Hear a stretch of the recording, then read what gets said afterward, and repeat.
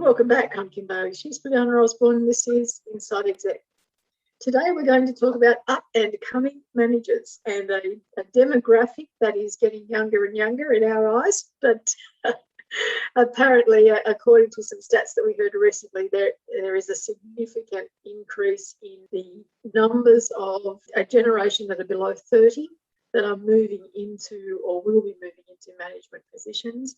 And we wanted to look at how organisations adapt to those new managers coming through, and particularly in terms of the information that they can access or that you can access as an organisation. Fulyana's going to talk about what these new up-and-coming managers might look like, and I want to talk to you also about some related experience that I've had just in the last week in terms of social media and social media policy. With and without reference to age, I think the future leaders, based on all the research to date, is future leaders need to be personable, proactive. They have to have very clear ethics and values. That seem to be much, much more important now than ever, because it's about how it affects the world, not just how it affects me, my company, etc. So ethics and values, motivation, and they motivated and how they motivate their staff.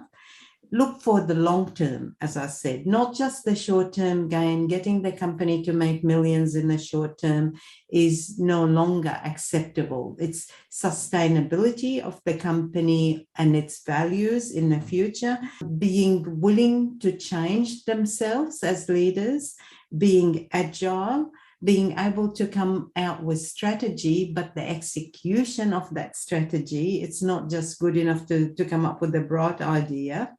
They need to be agile, and I know this word has been used a lot. I'm going to use it again, but I'm going to also use another word, which is pivoting, being able to pivot your strategy and plan, because at the moment, look at what's happening now. This is going to happen all the time. We're going to have new things coming at us that we don't know they're coming. And in some cases, not at all, in some cases, in part. But you've got to be flexible enough, and you have to have your strategies, etc., have to be able to change quickly and to change to reflect the need that is highlighted by external factors or by competition. Being able to have, a budget is limited, so you have to reallocate your budget. So at the moment, this is going to get you X, but in the short term, you have to reallocate it, keeping an eye on your long-term decision. Your resources have to be reallocated as well to attend to the different needs. You have to have a continuous plan, and you have to be able to get your team to understand why and move along with you. Now, these are high energy situations that will need constant ability to change.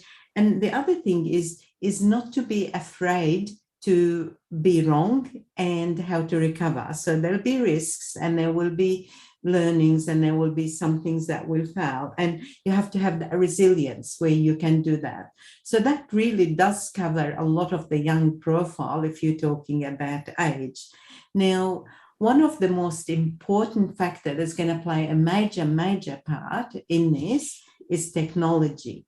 And in this technology is where you've got to know what's available, what's coming, how to use it, and how to use that to help you and your team to reach where you're going to. If I look at one of my mentees actually gave me this, which I would like to say thank you and use it. When you're describing, and I'm just going to read it so I don't make a mistake, he said, for the young leaders of the future, they're using this acronym to make sure they get the right people, and they called it S.E.E.D, S-E-E-D. And S is for social and emotional competencies that include self-awareness, social awareness, and social skills. E is for emotional resilience, the ability to cope with shocks or rebuffs that may be short or long-term effective.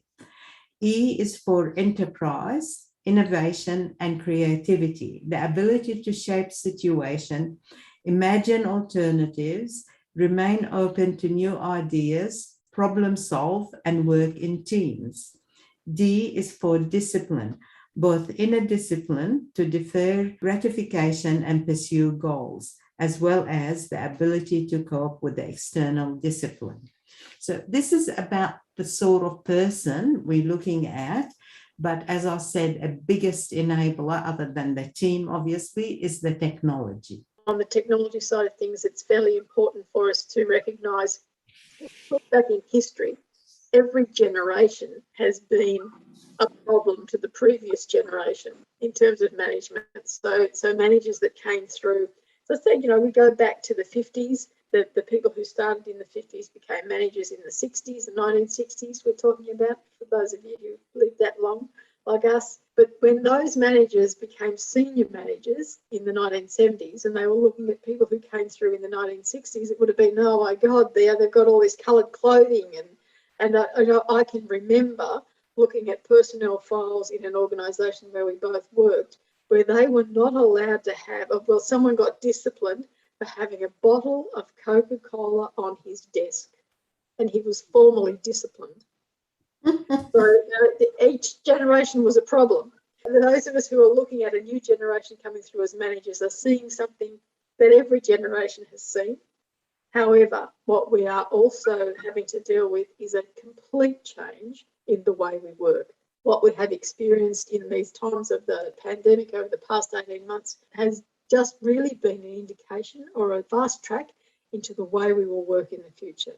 We won't ever go back to everyone working in one building in the centre of a city or the centre of a regional area.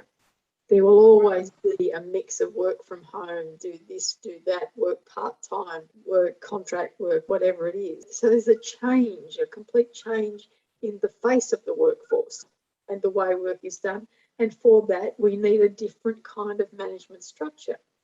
And I think that if we look back historically, we would always think that the next management group coming through haven't spent enough time learning the ropes. Fulyana and I went through that experience where we were told categorically, not together at different times, that we hadn't spent enough time. You had to do your time before you could move to the next level. And whatever time that was, whatever time frame that was.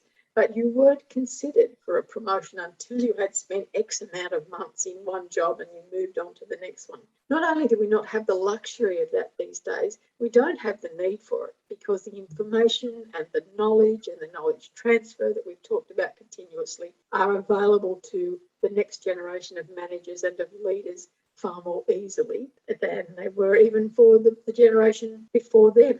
And for us, which was the generation before that. So the information and the knowledge is there. Yes, they have to spend time knowing it, but Fulyana's giving you a framework for the sorts of people that would help you as an organisation to move forward with their thinking and with their ability, regardless of their age, because age is just not a question these days. In the same sense that you might have someone who is in their 70s or 80s who is so valuable to you in the way they think, that you would want them to stay around. It's not about what they know, it's about how they address their knowledge and how they share that knowledge and how they work for the organisation. What do they bring to the organisation, or how do they move the organisation forward?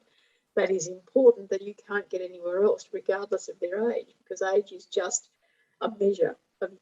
It's a time measure. It's not a judgment call, not any other kind of measure. The other thing that I wanted to bring into this conversation was about how these people get their information. We have heard how they are very much more focused on getting their information from a multiple of sources, where in the past perhaps the one news channel or the 7 news channels, whatever it is that you have on your particular instrument of information, that's how you got your information. You sat down, you watched the news, and you got your information that was presented to you, or you read the newspaper, and so you got the journalist's view or that organisation's view of what the information. These days, information is available in so many different ways, in so many different formats, that we have to start thinking about where are these emerging managers getting their information, and how reliable are those sources of information, and how do they filter that information that they bring then to the organisation, or that makes up their persona, their beliefs, their core values, whatever it is, and how do we address that? How do we find out those things? In the past week, I have been working on a draft social media policy for an organisation. The research for that brought up some very interesting points, because there are obviously social media policies across the world for all sorts of organisations, large and small. And by far, the area that they expressed most concern about is this a grey line between personal life and business life.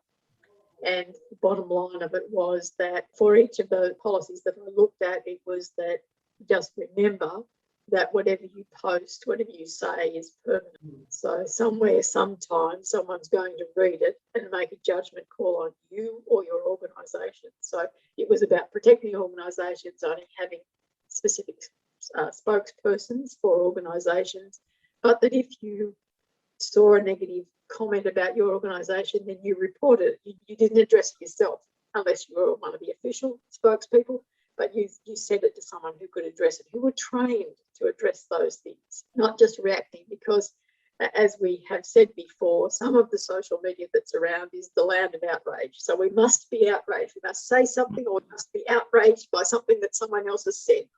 And that's just not good for any kind of business or any kind of organisation.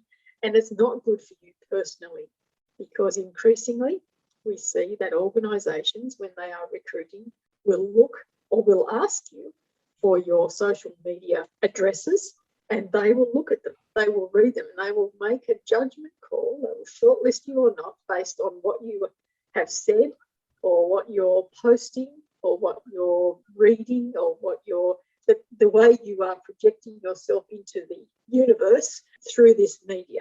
They see that as a way of getting to know you before they have to actually talk to you. So you need to be aware of that as well. In terms of organisation, yes, you can use that as a research avenue for looking for your emerging managers, but it's only part of the recruitment process. So in the ones that I talk to, I would not suggest that they look at certain ones that are more focused on very social activities, but I would look at the more professional ones and see professionally how often do they interact with others in the profession. What is it that they're talking about? What is it that they're reading in a professional sense that will be good for the organisation?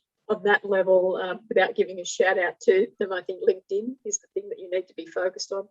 And we did a long time back talk to Beck Co-Francesco about your social media and digital profiles. And so we'll put a link to that podcast episode so that you can have a listen to that and see what Beck was saying about how you protect yourself and how you use that. I think we've probably covered emerging managers from one angle or another. So for now, let's leave it there. I'm Kim Bailey. She's Fulyana Osborne. This is Inside Exec.